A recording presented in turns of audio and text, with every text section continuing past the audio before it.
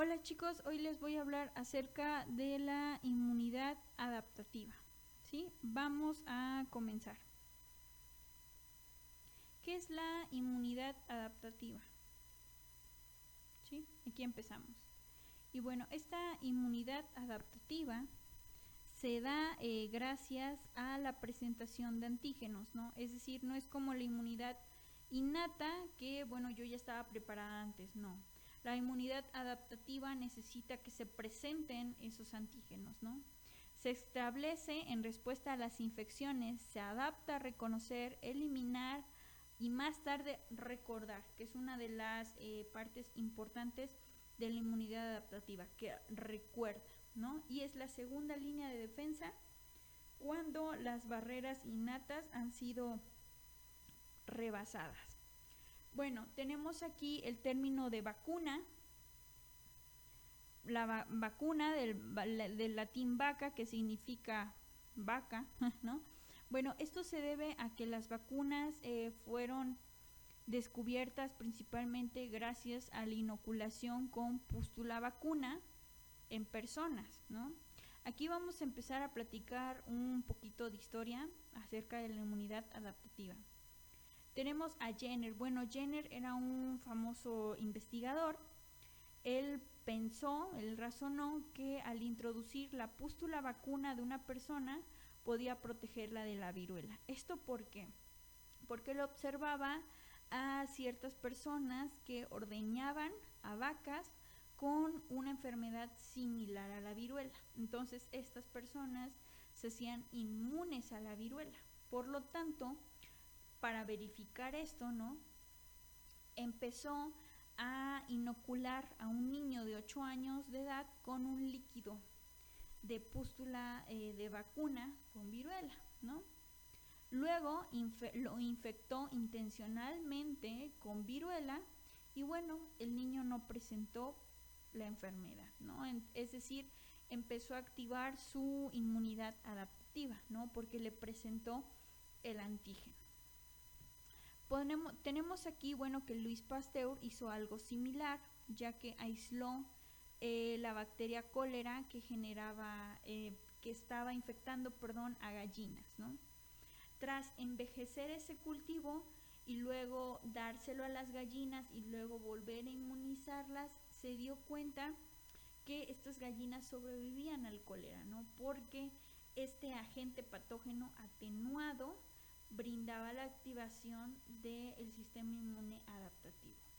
Y bueno, le puso a todo esto, a todos estos estudios de inmunidad, como vacuna en honor a las investigaciones de Jenner. Y bueno, tenemos que una vacuna indica una inmunidad activa. Es decir, esta inmunidad activa va a hacer que yo, por mí, empiece a producir anticuerpos después de que me presentaste los antígenos. Y por otro lado, bueno, existe una inmunidad pasiva, que es cuando me pasan los anticuerpos que alguien más hizo. La inmunidad pasiva solo dura cierto tiempo. Otro ejemplo de inmunidad pasiva es con los bebés. Al amamantar, una madre le está pasando también, aparte de otros nutrientes, sus anticuerpos. Pero esos anticuerpos solo le van a servir al bebé durante el primer año de su vida. Después de esto, va a necesitar empezar a tener inmunidad activa y eso lo puede ser a través de vacunas principalmente, ¿no? De una manera segura a través de vacunas. Ok, bueno, tenemos que las primeras células que son la línea de defensa de esta inmunidad innata son los linfocitos T, ¿no? Los linfocitos T existen dos poblaciones, los linfocitos T cooperadores o TH, que tienen, bueno, una glucoproteína CD4, son conocidos como linfocitos T CD4, y tenemos unas células T citotóxicas, que son las proteínas, los glucolípidos, la glucoproteína CD8, ¿no? Entonces tenemos células T cooperadoras CD4 y células T citotóxicas CD8.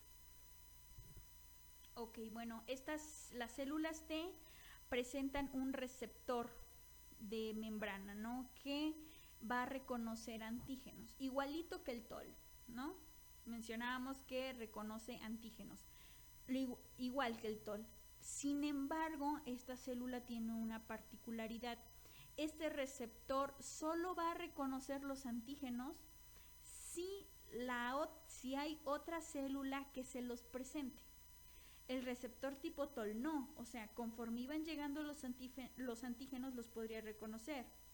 En este caso, el receptor de célula T solo va a reconocer aquellos antígenos que estén unidos a otras células a través del complejo mayor de histocompatibilidad, que es lo que vamos a leer aquí, y quiero que lo vamos a leer despacio para que lo intenten entender con mucha facilidad, porque vamos a empezar a entrar a lo complejo del asunto, ¿sí? Ok, bueno, la mayoría de los receptores de célula T únicamente pueden identificar antígenos unidos a proteínas de membrana celular llamadas moléculas del complejo mayor de histocompatibilidad, ¿sí? Las moléculas del complejo mayor de histocompatibilidad, o simplemente moléculas MHC, son glucoproteínas polimórficas, es decir, son muy variantes.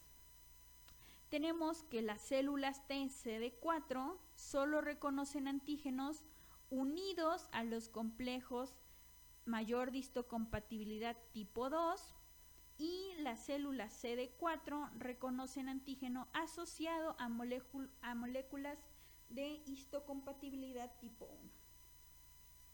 ¿Qué quiere decir esto? Yo voy a tener unas células CD4 que solo le van a presentar antígenos al complejo, que solo van a dejar que les presenten antígenos el complejo mayor de histocompatibilidad tipo 2. ¿Sí? Ok, tipo 2.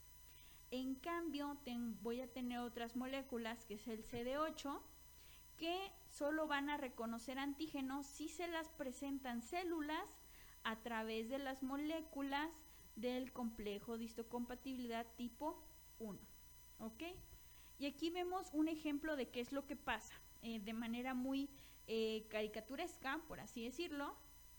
Vemos a una célula normal, que puede ser una célula de hígado, por ejemplo, que le dice a la célula CD4, ¿no? Le dice, ¿sabes qué? Estoy infectada por un virus. Entonces la CD4 la reconoce a través del complejo de histocompatibilidad tipo 2, ¿ok? Y le dice, toma citocinas, bloquea la transcripción y no se te olvide producir interferón, que ya lo habíamos platicado en la conferencia pasada, que bloquea la replicación de virus, y dice, todo saldrá bien. En cambio, tenemos una célula CD8, la misma célula hepática infestada de virus, y le pide ayuda, ¿no? O sea, lo reconoce, y la célula le dice no, y le dispara, ¿no? ¿Qué quiere decir esto? La célula CD8 es citotóxica.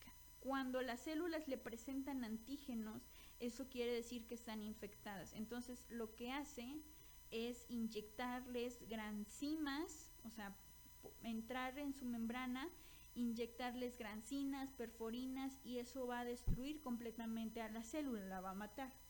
En cambio, la CD4, la que tenemos aquí arriba, hace todo lo contrario. Ayuda a la célula a mitigar ese proceso infeccioso y a generar citocinas para que otras células del sistema inmune se activen. Bueno, tenemos el proceso 2, aquí como parte de su segundo esquema del proceso 2 van a dibujar este esquema que tenemos aquí y lo van a complementar con la información que está escrita en esta diapositiva, ¿sí? Esto es como una de las evidencias de que sí están viendo las videoconferencias. Ok, tenemos la célula B virgen y bueno, es decir, que nunca ha encontrado su antígeno, ¿no? Cuando esta célula encuentra su antígeno, la unión del antígeno y el anticuerpo hacen que la célula B se empiece a diferenciar en células de memoria y células plasmáticas, que son las que producen los anticuerpos. Aquí algo importante, antes de que pase a hacer células de memoria y células plasmáticas, va a presentar antígenos al linfocito TCD4. ¿Por qué? Porque las células B presentan un complejo mayor de histocompatibilidad tipo 2. Solo le presentan antígenos al linfocito CD4 en su mayoría, ¿no? Digamos que son pocas las células que presentan un complejo de histocompatibilidad tipo 2. De hecho, solo son 3 células, que son las células linfocitos B, las células dendríticas y los macrófagos. Solo son esas 3 células las que presentan un complejo mayor de histocompatibilidad tipo 2 y le presentan antígenos al CD4. Entonces, rebobinando, vamos a ver que aquí tenemos un linfocito B. Aquí tenemos una bacteria, a través de sus pseudópodos la va a ingresar, la va a fagocitar, el lisosoma se va a encargar de despedazarla.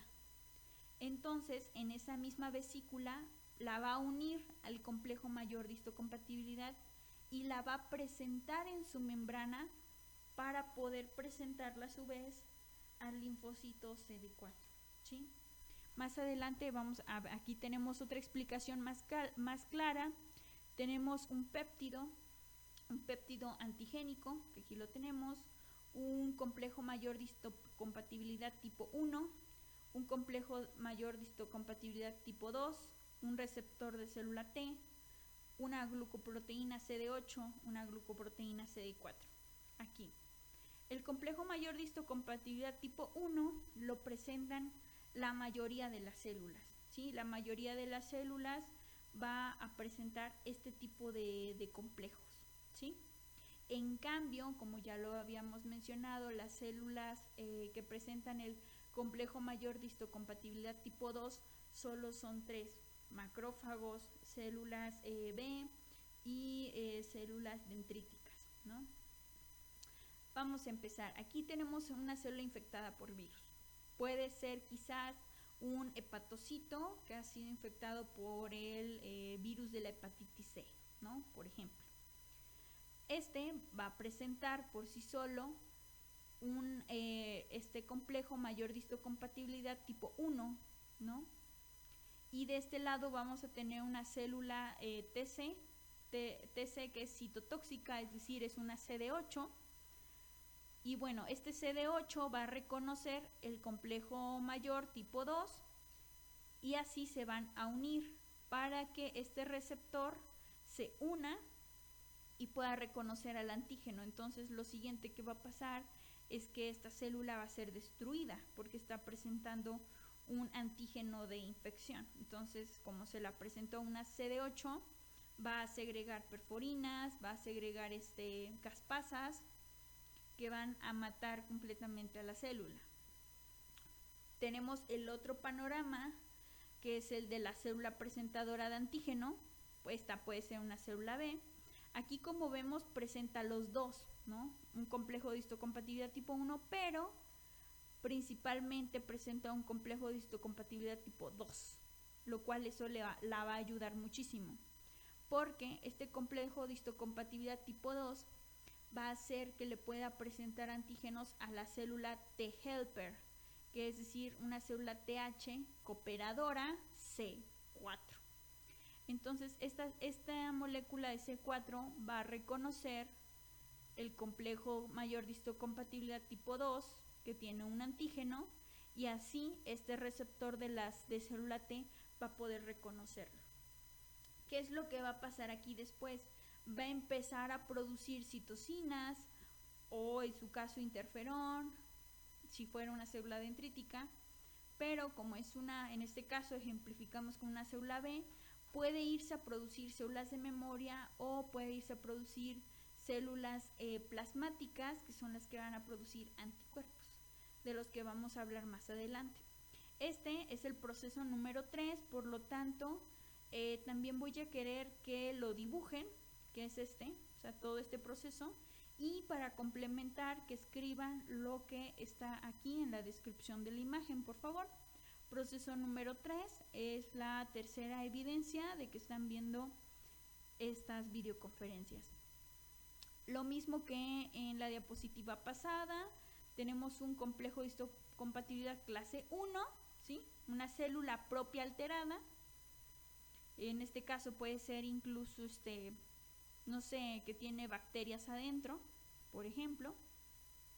Va a presentar el antígeno, lo va a reconocer el receptor de célula T, y el CD8 va a reconocer esta parte, ¿no? Que va a reconocer al complejo.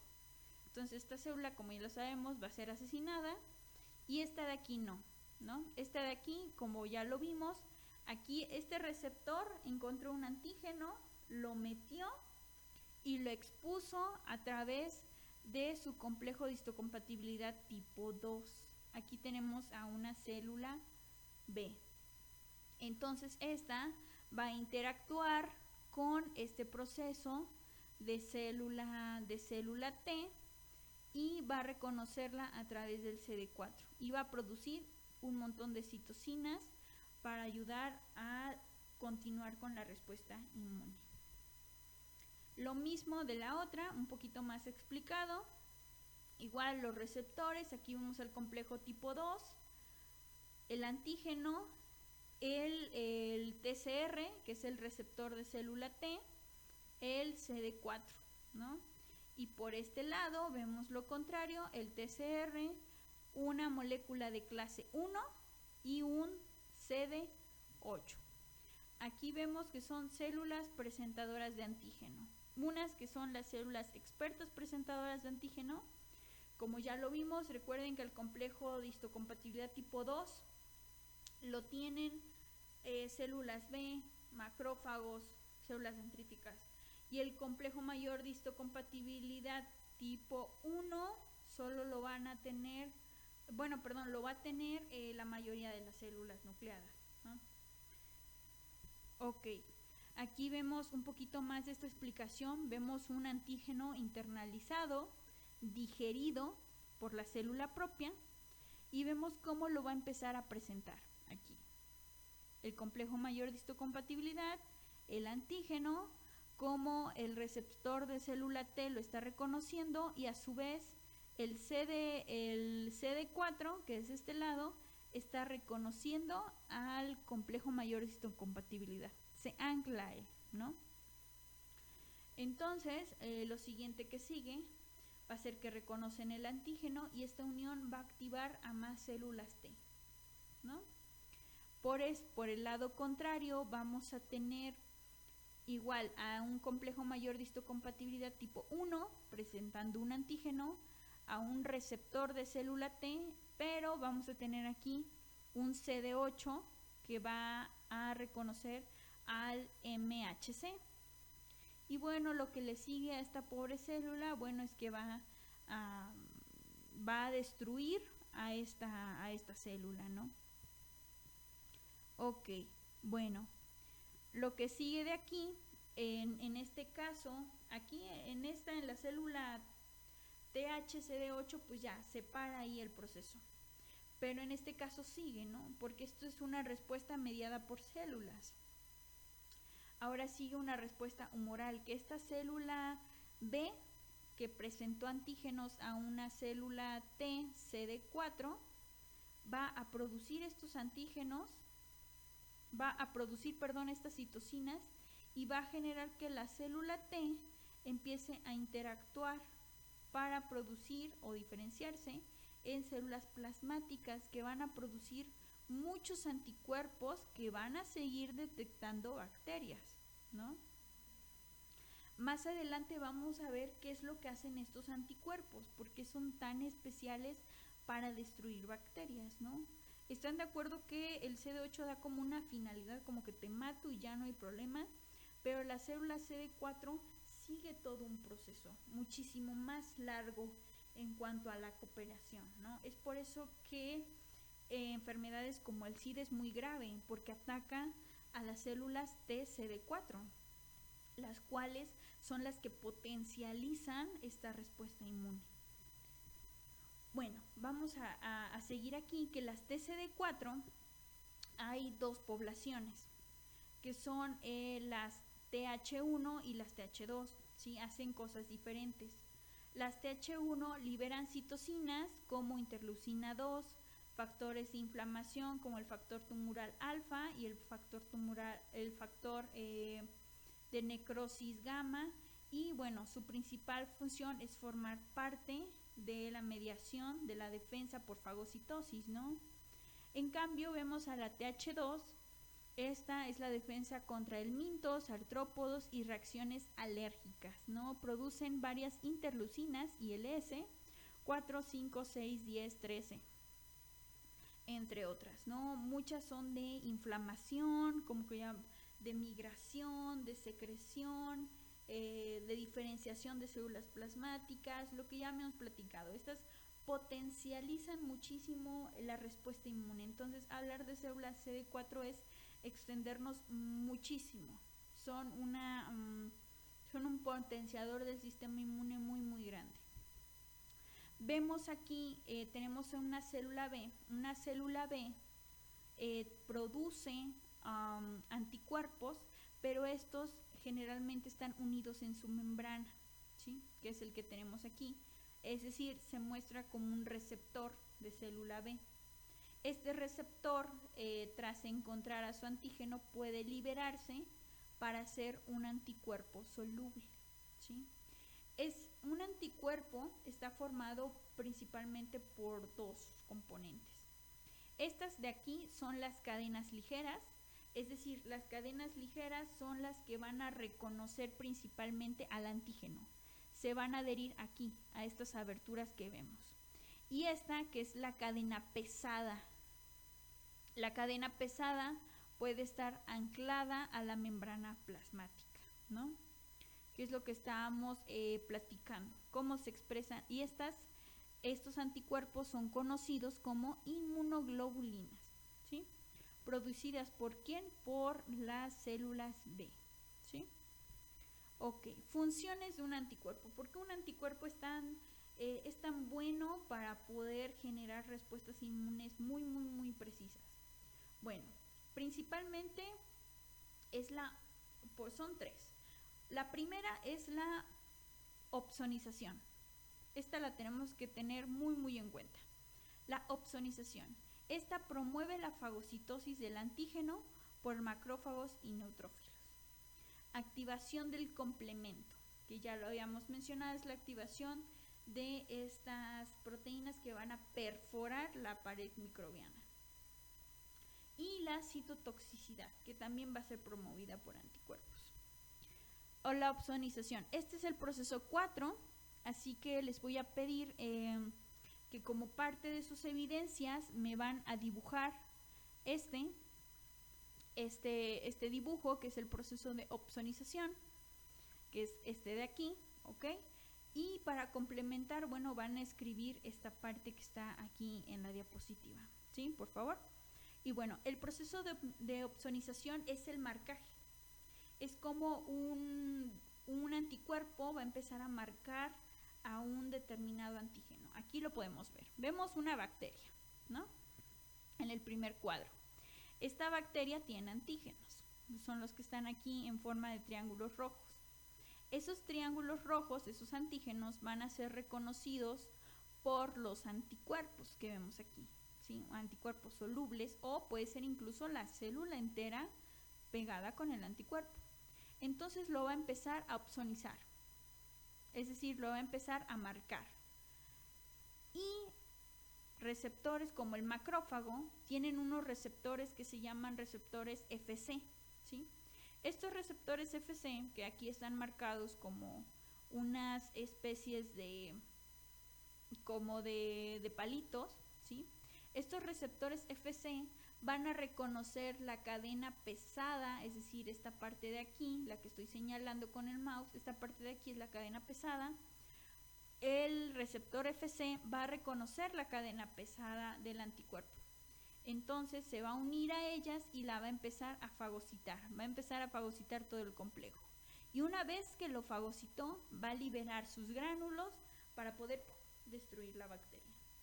Entonces, los anticuerpos, a través de la opsonización, van a generar como una señal de, hey, aquí está la bacteria, esta es una bacteria. Entonces va a venir el macrófago, va a reconocer a los anticuerpos por la parte FC, se los va a fagocitar y los va a destruir una vez estando adentro.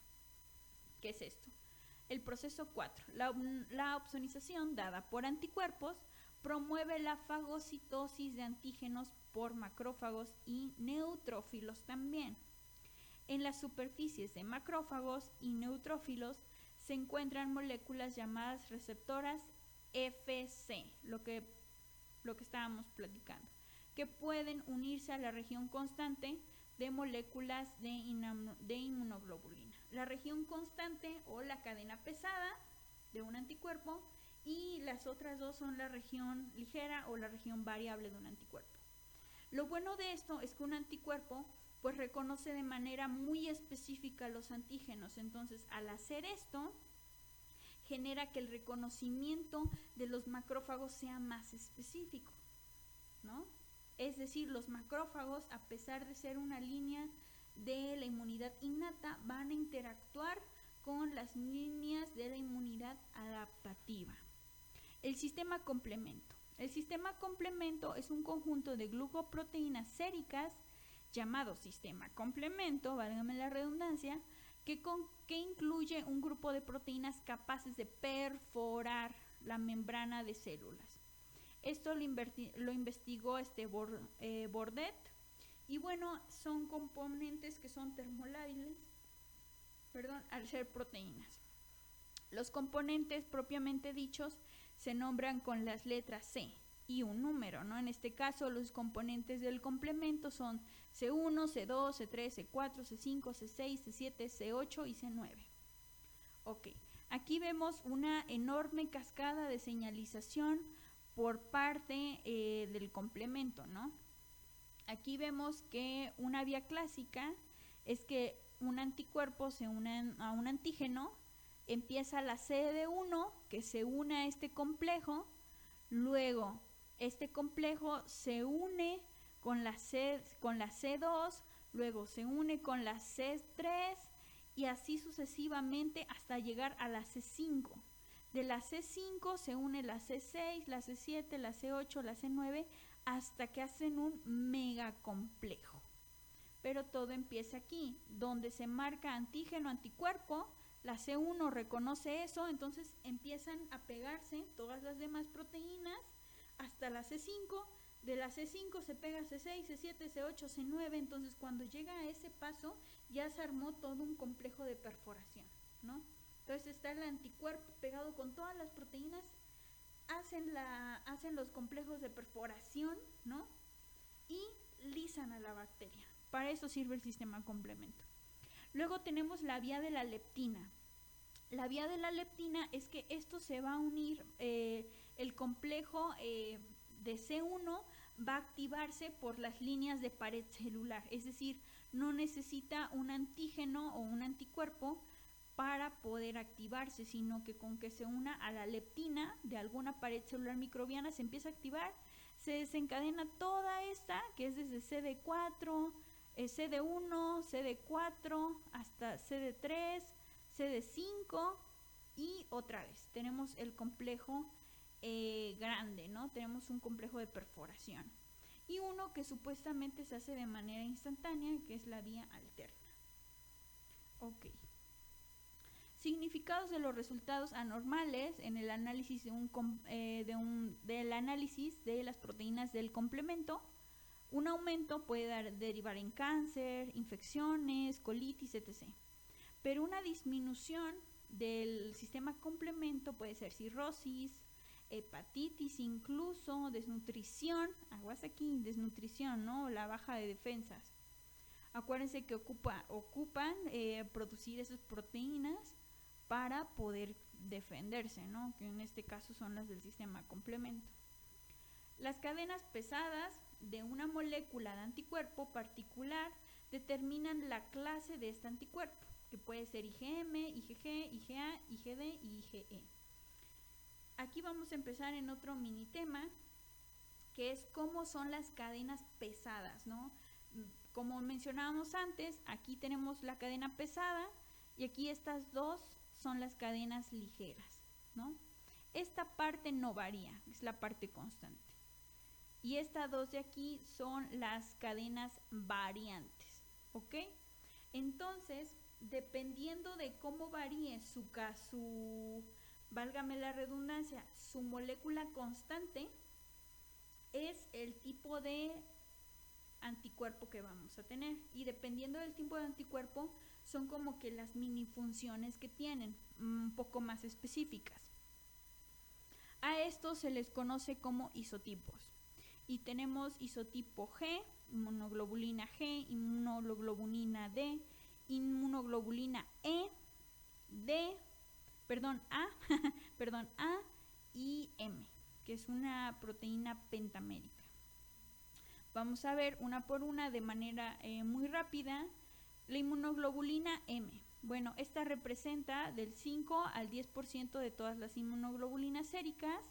Y bueno, estas son células plasmáticas que forman un pentámero y tienen una cadena J en su estructura, ¿no? Estas son de las primeras proteínas inmunoglobulinas que se generan, ¿no? Son las número 1, las de respuesta primaria.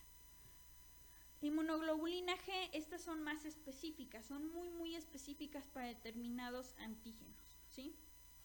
Y estas se dan cuando ya se ha dado la sensibilización antes, es decir, cuando una inmunoglobulina reconoce un antígeno, tiene la capacidad de que vuelva a entrar en membrana y así mejorar su anticuerpo para hacerlo más específico. A esto, bueno, se lleva a cabo una recombinación genética para poder modificar estas cadenas y que sean más específicas para reconocer antígenos. La inmunoglobulina D, bueno, esta está anclada a la membrana del linfocito B. Sin embargo, aún no se tiene mucha información de exactamente cuál es la función fisiológica de esta inmunoglobulina, hablando más específicamente, ¿no? Obviamente ya sabemos que es lo mismo que los otros anticuerpos, pero de una manera más específica no se conoce. Entonces su concentración en sangre es de 0.2%, es muy baja realmente. La inmunoglobulina E es una inmunoglobulina que la tenemos en concentraciones muy bajas, sin embargo, esta está regulando los procesos de hipersensibilidad inmediata, alergias como pueden ser el asma, la urticaria o incluso el choque anafiláctico, ¿no? Esto es muy importante. ¿Por qué? Porque la inmunoglobulina E se expresa se une principalmente a alergénicos, ¿no? Que son moléculas que usualmente desencadenan la respuesta inmune muy rápido. Entonces, esta inmunoglobulina E esta inmunoglobulina E reconoce al alergeno y el receptor FC, como ya lo mencionamos, de un basófilo o de una célula cebada, lo va a reconocer. Entonces esta va a empezar a liberar sus gránulos, va a recibir esa señal del anticuerpo y va a liberar sus gránulos. Generalmente son gránulos de histamina y otras sustancias. Entonces, como ya mencionamos, la histamina genera inflamación, genera muchísimas otras condiciones normales de las alergias. Por eso a las personas alérgicas se les da antihistamínicos, ¿no? Para intentar bloquear esta acción del sistema inmunológico que está reaccionando de más a un antígeno, ¿no? Bueno, la inmunoglobulina A, esta inmunoglobulina A se conoce como inmunoglobulina secretora. Aquí podemos ver que predomina en secreciones externas, como leche materna, saliva, lágrimas, moco, vías bronquiales, genitourinarias y digestivas. La inmunoglobulina A de secreciones externas, llamada inmunoglobulina A secretora, consta de un dímero o tetrámero y un polipéptido de cadena J. Aquí vemos a la inmunoglobulina A. Son dos anticuerpos unidos por la cadena J. Estas, bueno, son producidas igual por las células plasmáticas, ¿sí? La inmunoglobulina A dimérica se va a anclar a través de un receptor de poliinmunoglobulinas. Se va a anclar aquí y estas células epiteliales, por ejemplo, células epiteliales de intestino, ¿no?, de mucosas, la va a meter en una secreción enzimática y la va a liberar hacia este lado, ¿sí?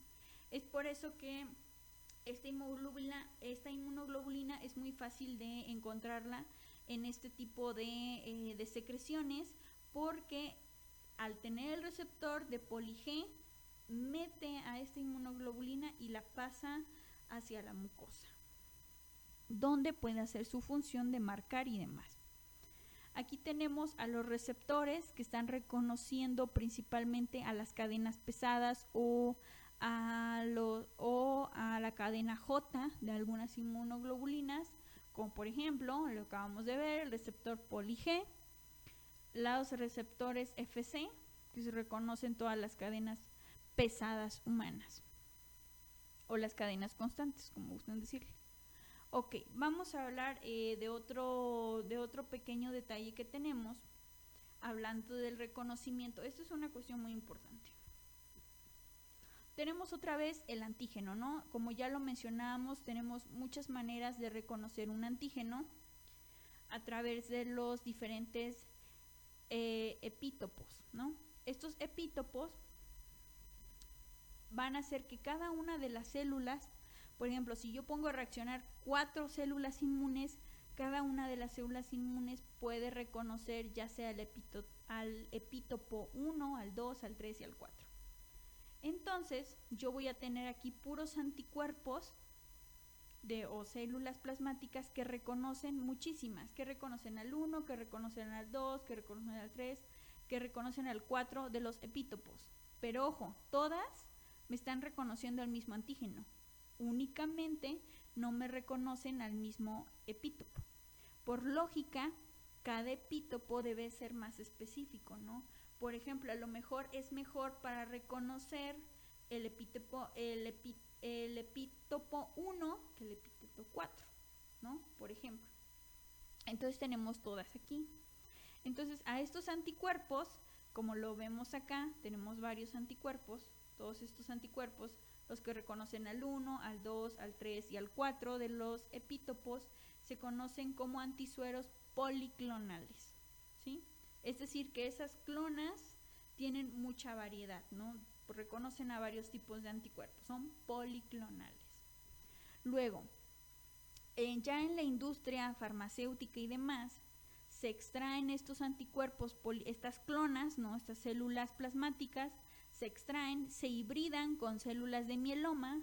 Las células de mieloma producen muchísimos anticuerpos, pero de una manera exagerada.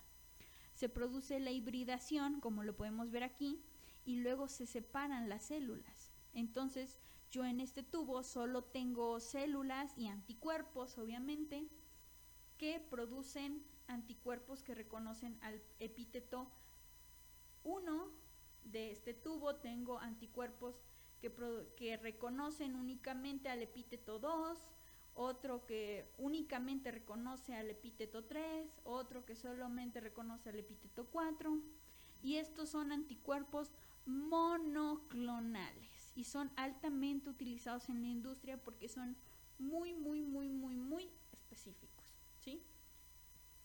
Es decir, yo tengo un anticuerpo que únicamente va a reconocer esta partícula, este epítopo de este antígeno, ¿sí? Así de específicos son. Ok, bueno, vamos a hacer una pequeña comparación entre las células de la inmunidad innata y la inmunidad adaptativa, ¿sí?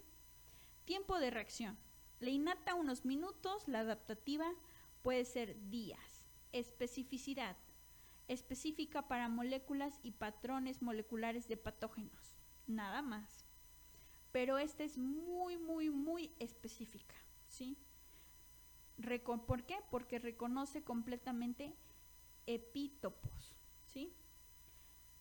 Respuesta de memoria en la inmunidad innata ninguna, y en la inmunidad adaptativa hay muchísima respuesta, muchísima respuesta de la memoria, ¿no? Una de sus principales funciones es que la respuesta adaptativa tenga memoria. La discriminación entre lo propio y extraño. La innata es perfecta, o sea, no puede generar errores a la hora de detectar lo extraño de lo no extraño. En cambio, la adaptativa sí. ¿Por qué? Porque cuando se recombina puede generar moléculas que van a reconocer algo propio, y eso es muy, muy peligroso, ¿no? Los componentes solubles que tienen, bueno, estas son muchos péptidos antimicrobianos, y estas pues son los anticuerpos, ¿no? Lo básico. Y los tipos de células que participan. Aquí son los principales: monocitos en la innata, los monocitos, los macrófagos, los neutrófilos, las células asesinas, entre otros.